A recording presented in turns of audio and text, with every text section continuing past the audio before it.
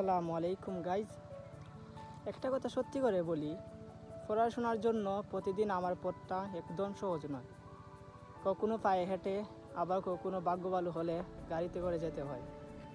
কষ্ট হয়, ক্লান্তিও লাগে, কিন্তু স্বপ্নটা বড় বলে থেমে থাকি না।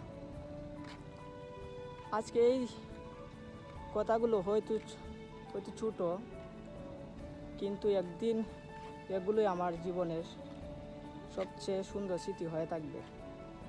নিজের ভবিষ্যতের জন্য, পরিবারের স্বপ্নের জন্য প্রতিদিন আবারও পথে বেরিয়ে যেতে হয়।